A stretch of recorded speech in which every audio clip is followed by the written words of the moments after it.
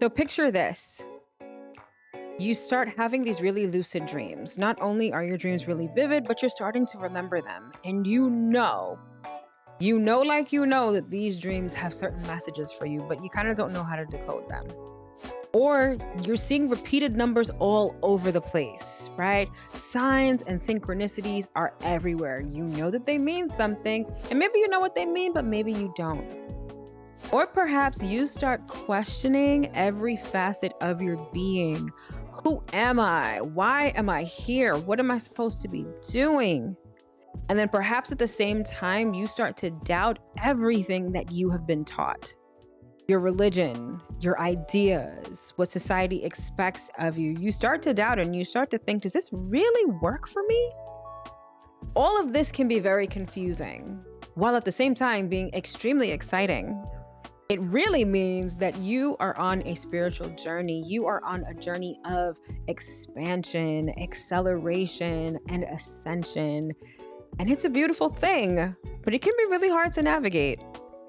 The one thing I'll say that I've come to appreciate about spirituality is that it emphasizes our individual relationship to God, to source, to creator, to whoever you believe in.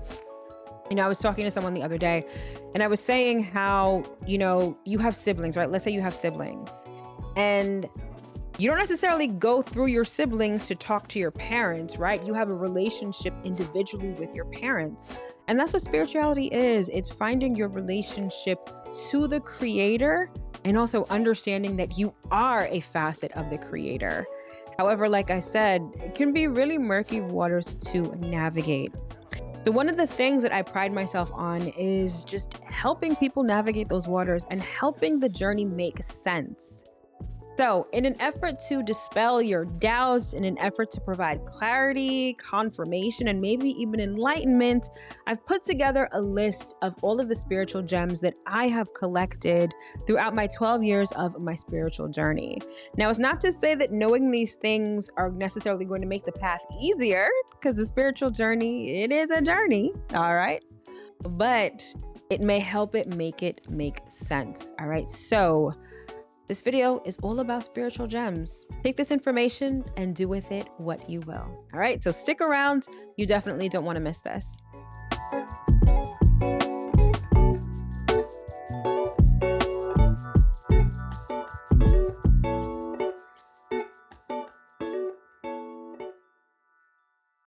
Hello, my loves. As always, I hope that this video finds you well and in excellent spirits. If this is our first time meeting, welcome. My name is Mel. I'm a professional astrologer, sound therapist, and intuitive reader. And I'm also the founder of Divine Feminine Works, where I help people unlock their divinity and discover their magic. And as always, if you are returning, welcome back.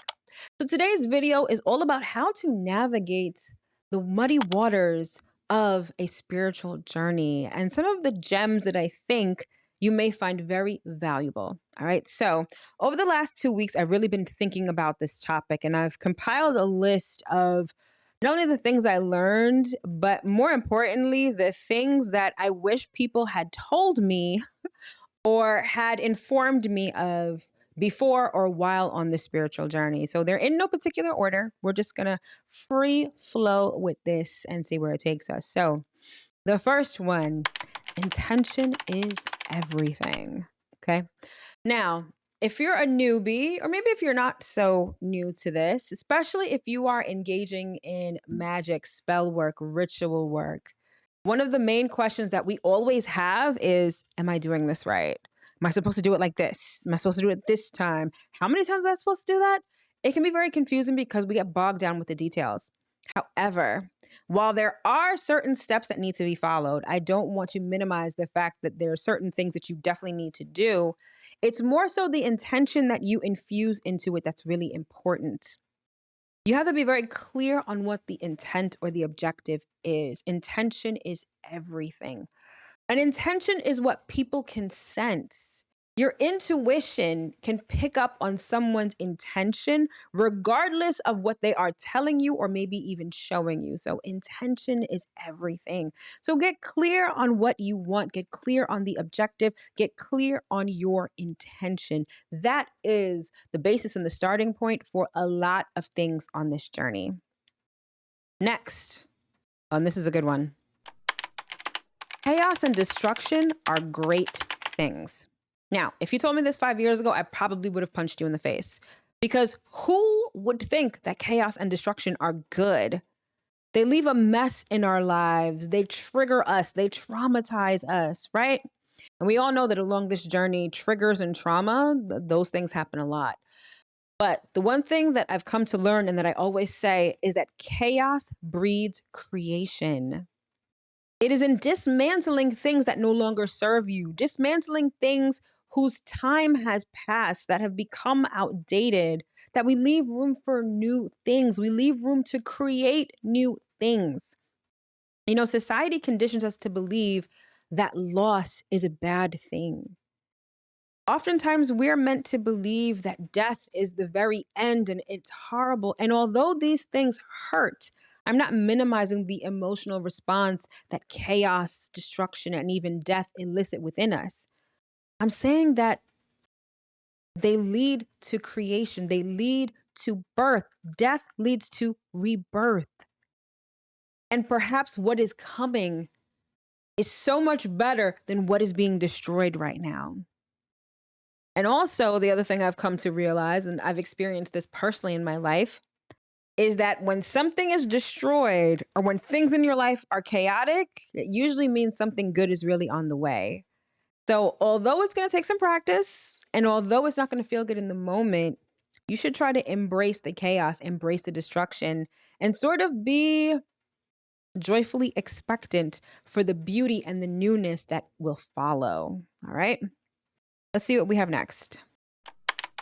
Knowledge isn't enough. You need understanding. Now, I learned this from this woman named Professor Melanie. She has quite a few videos on YouTube. She is the professor of an academy, I believe, called Spiritual Ascension University. And her teachings are great. And she says that knowledge plus understanding equals power.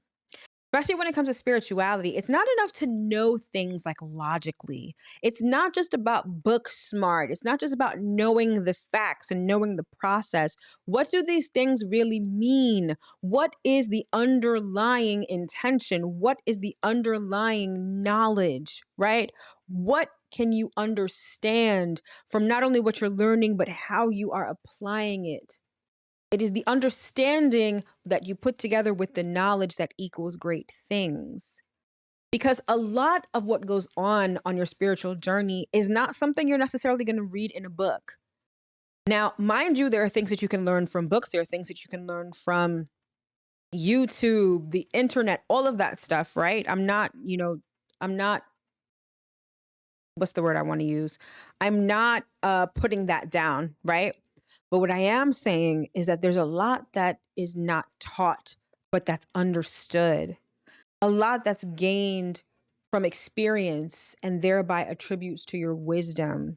So it's not just about knowing things, you have to understand them as well. That is going to serve you very well on this journey.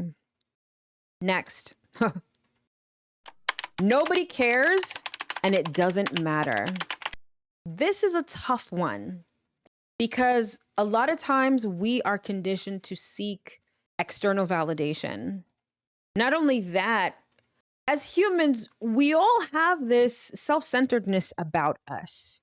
We become hyper-focused on what we think other people think of us. So a lot of our actions or inactions, I should say, are based on the opinions of others, how they see things, what they'll think, what they'll say, right?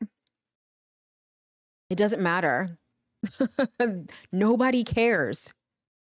And just from a practical standpoint, most people are really more concerned about their own shit more so than yours.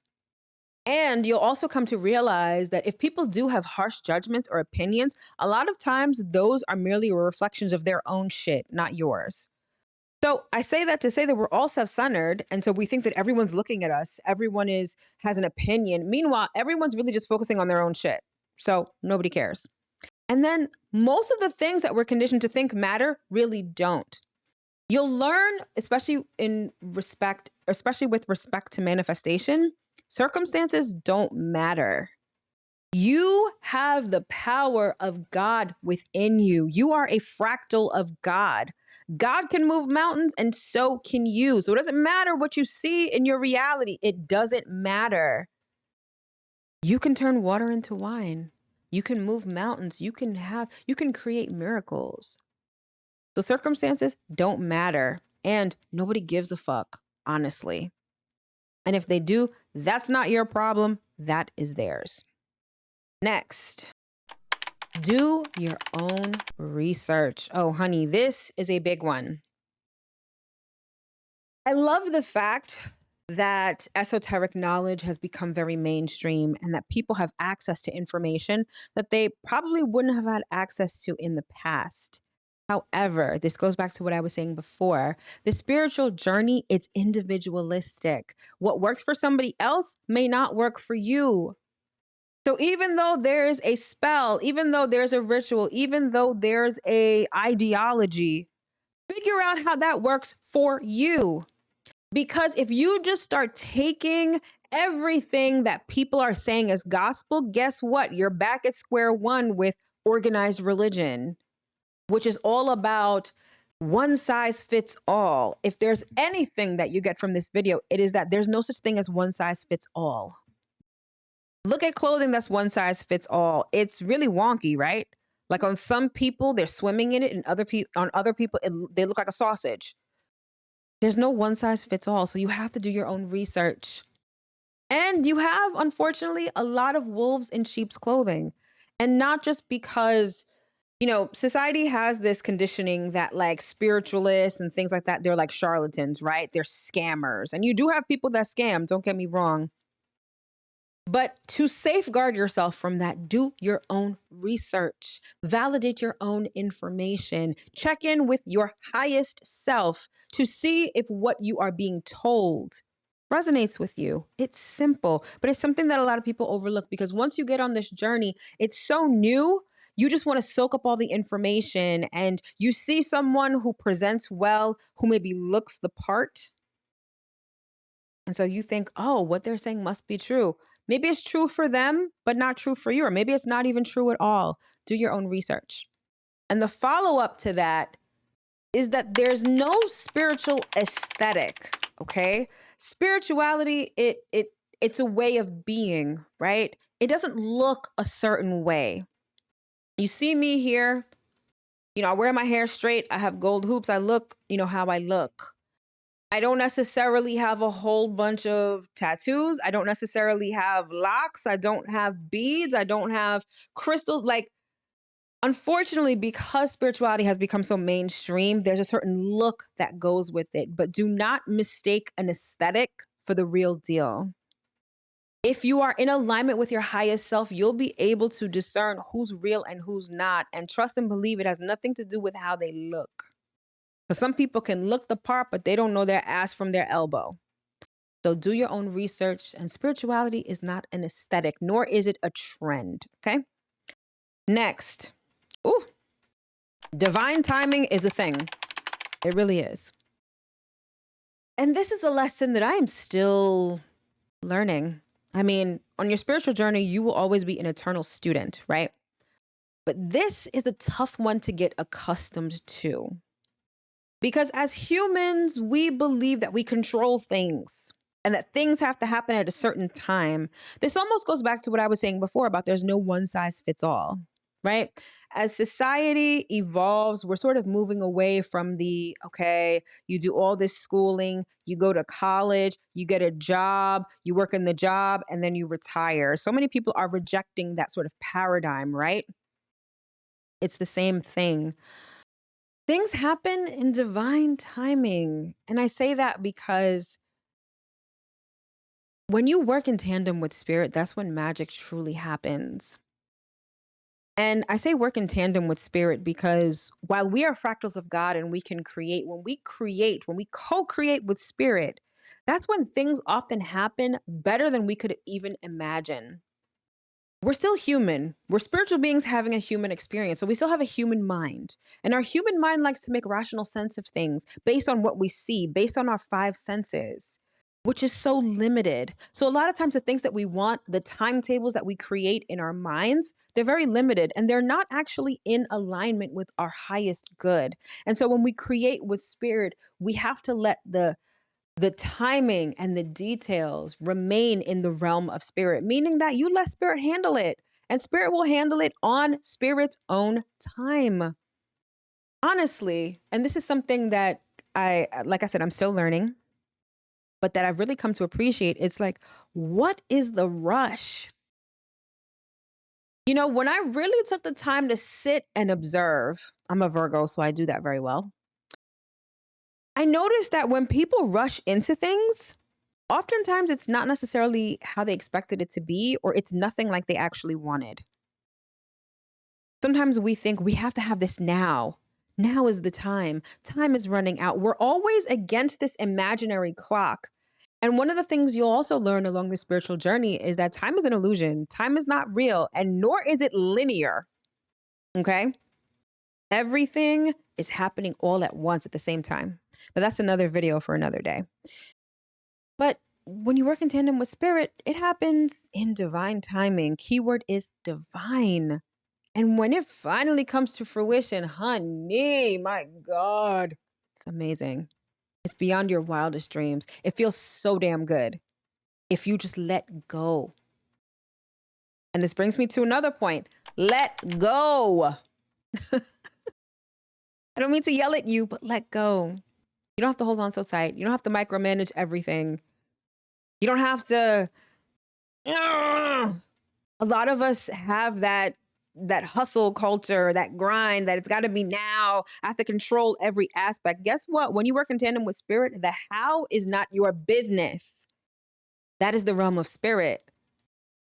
So you got to let go, detach, even when you want something. And, there are quite a few universal laws. And I think I may do a video on the universal laws, but it's like when you hold on to something too tight, you almost guarantee that you're not going to get it. When you let go and you leave room for spirit, you not only get it, you get more than what you bargained for. So let go. Next. Ooh, this one. Commitment and discipline are your best friends. Now, we all think we know what commitment is, right? But commitment on this path, on this journey, is something else entirely. As a society, we're very much conditioned to avoid pain. If you just watch TV for any amount of time, you will likely see a whole bunch of pharmaceutical commercials pushing different drugs, particularly painkillers, right? Nobody wants to feel pain, except probably sadomasochists, but whatever. But pain is an excellent teacher. And I'm not saying to seek out pain. That's not what I'm saying. What I am saying is that pain can show you a lot, right? And so when things get painful, a lot of us like to jump ship.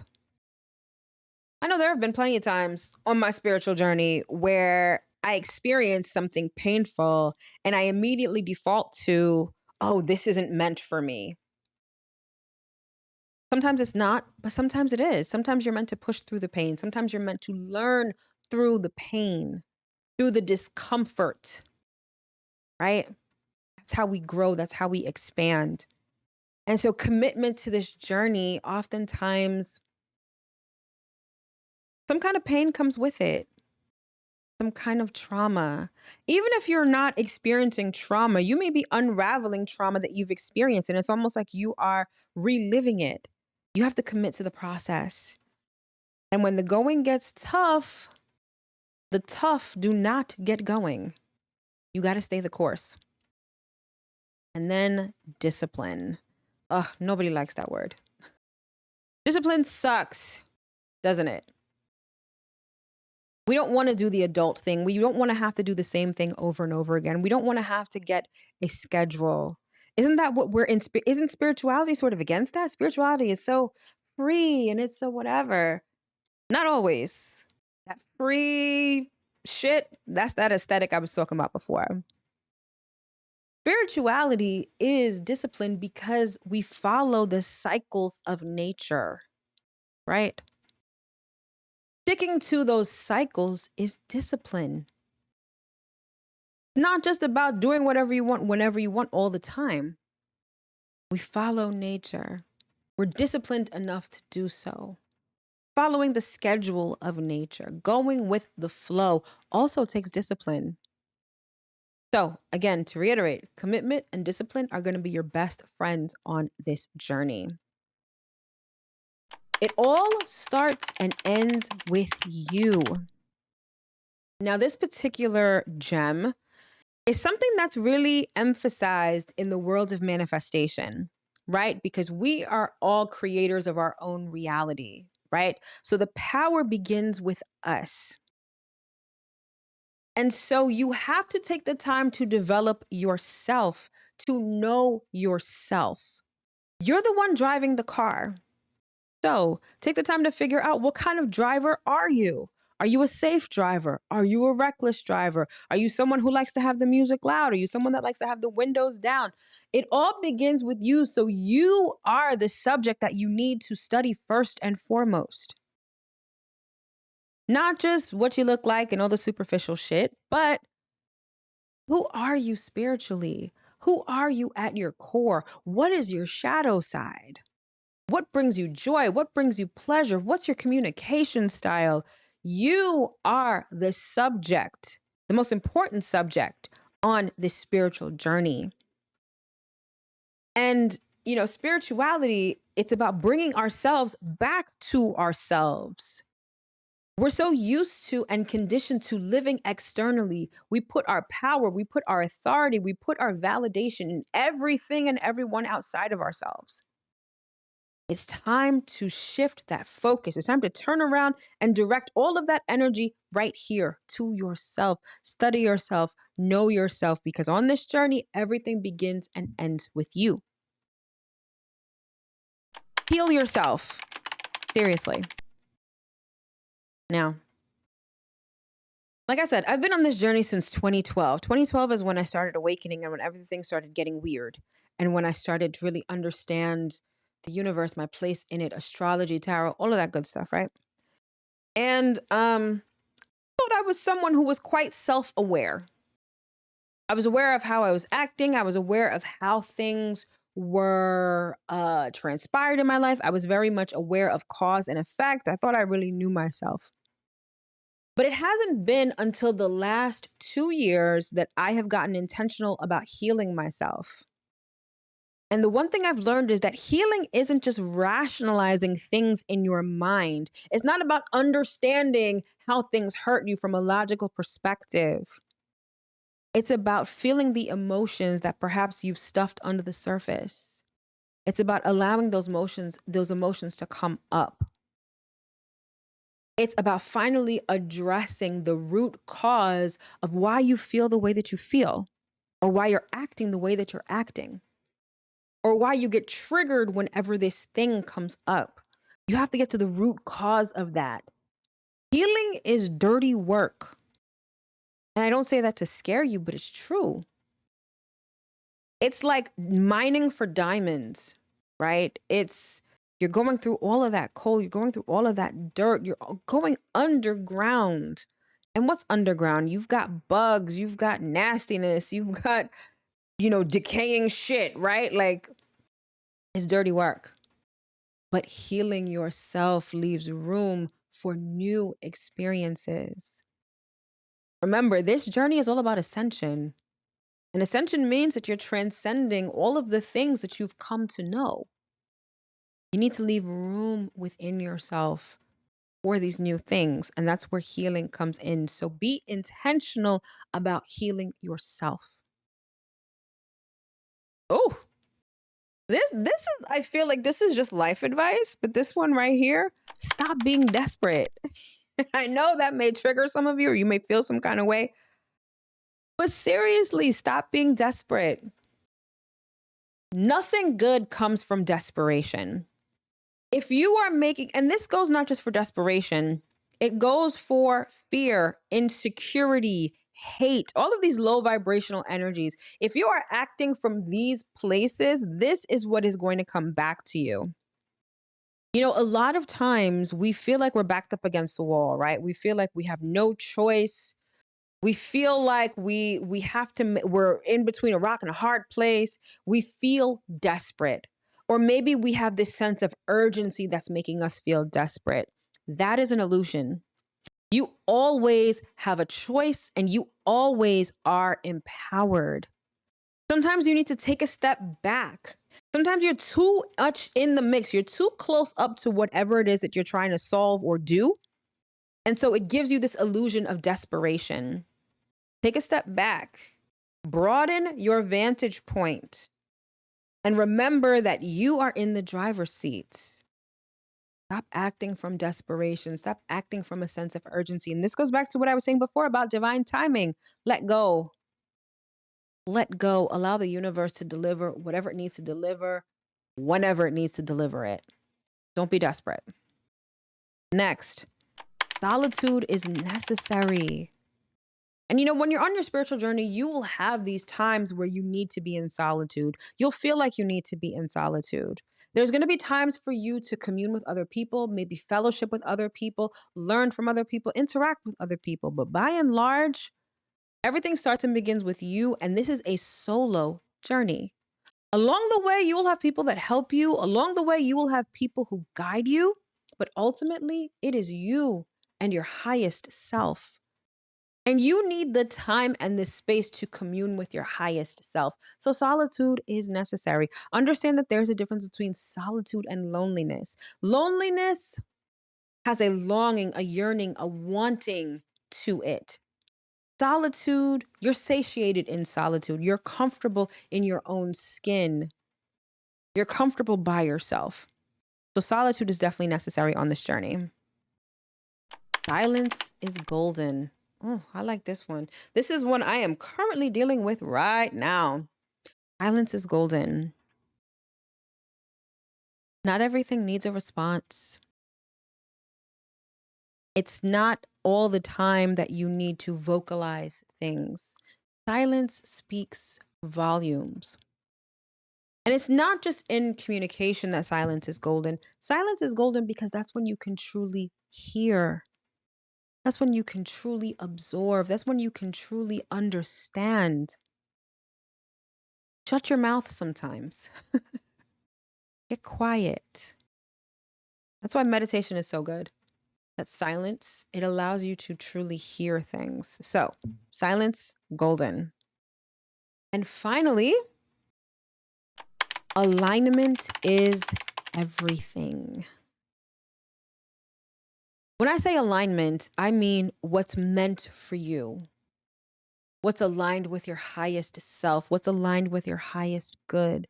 You know, I said before that a lot of times we think we know what we want, but what we want may be based on our ego. It may be based on our insecurities. Those things are not in alignment with us. That's why you'll get those things and you won't enjoy them or they won't last. What is in alignment with you feels perfect. It fits like a glove. It's that missing piece of the puzzle that you've been looking for. You'll know when you are in alignment. And it is when you are in alignment that you truly create magic in your life, where things fall into place. When you're in alignment, that's when people may say, oh, she's lucky. She's not lucky. She's in alignment. Well, maybe she is lucky. Maybe I misspoke. Maybe you are lucky, but you create that luck by being in alignment. What is for you is for you, and you owe it to yourself to get yourself in alignment with what is for you. So, alignment truly is everything. All right, my loves. So that concludes this video on the spiritual gems that I have learned along my spiritual journey. I sincerely hope that you were able to get at least one important piece of information that you can use into your spiritual journey. Thank you so much for tuning in, and I will see you in my next video. Take care.